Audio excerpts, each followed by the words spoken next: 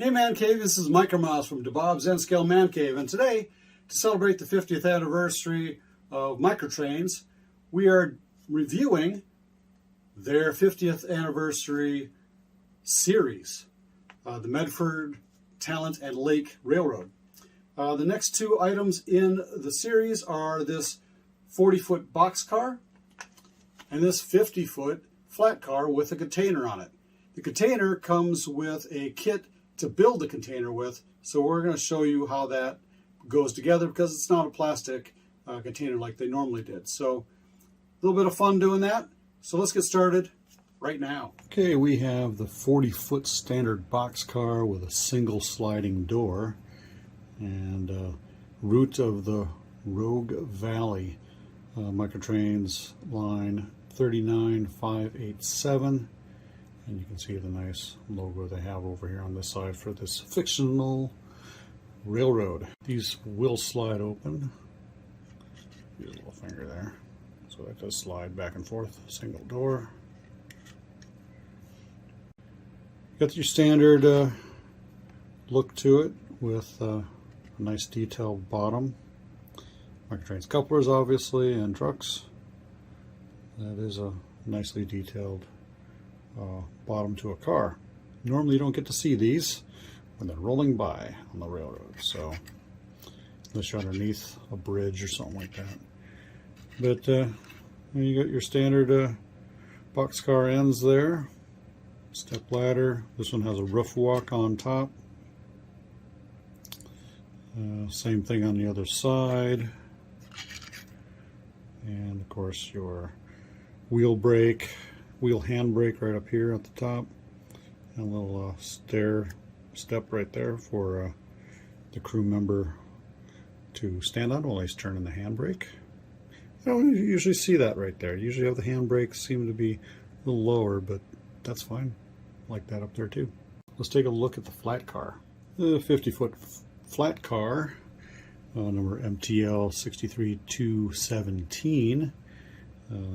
Standard kind of flat car that you normally see from Microtrains. You got a handbrake on one side, detailed bottom just like the boxcar, and couplers and wheels. Those good things.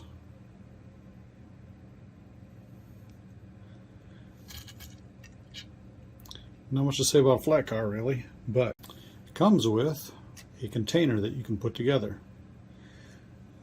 Comes with instructions, kind of a template of what the pieces are, each one. There we go. There's the instructions.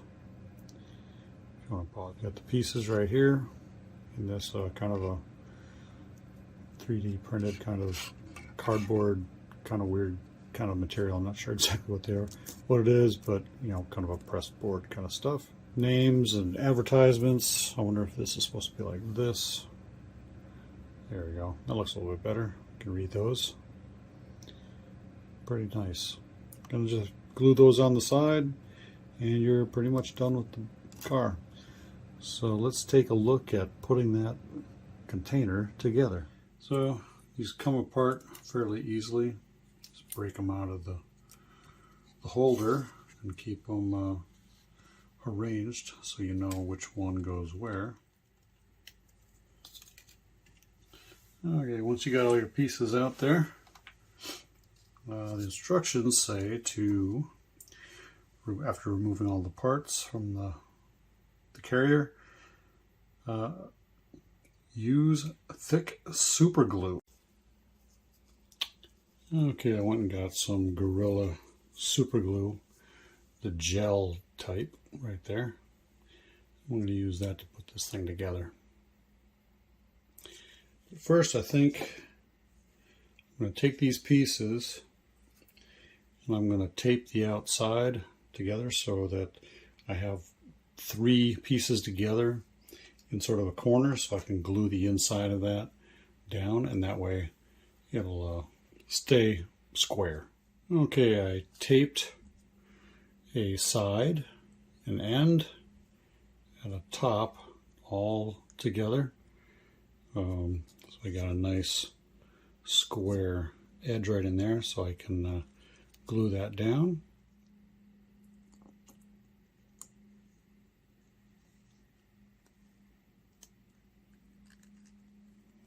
There we go. So I'm going to give it a few seconds here to dry up. Start working on the next piece.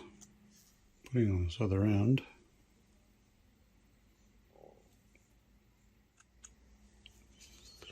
Probably a little bit too much gel in there, but that's kind of how it kind of flows out.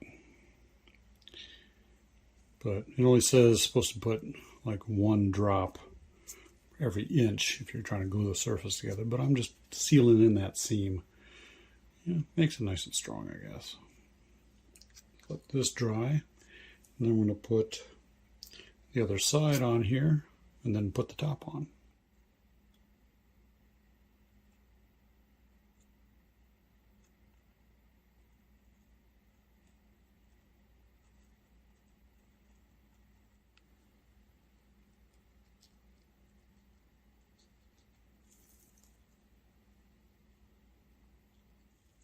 It's got to sit in there just right.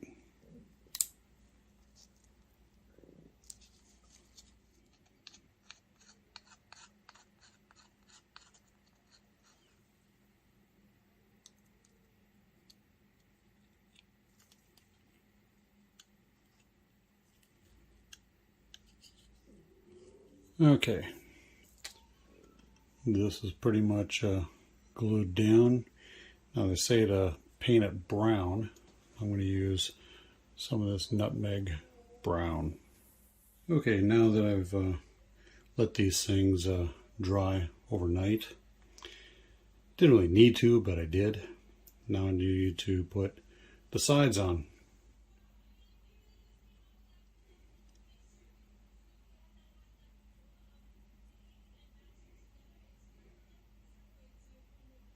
Now it is printed on one side, so make sure you got it oriented the same way on the other side. Otherwise it'll just look wrong.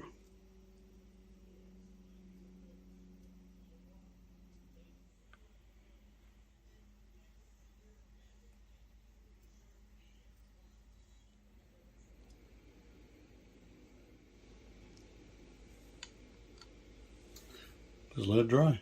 Okay, and there we are. It's all glued on both sides. Now they say before I glued the sides on, I should have put some putty on the edges and, you know, sanded stuff down and whatever. Just takes too much time. I just figured I'll just put it together and show you how it's done and go from there.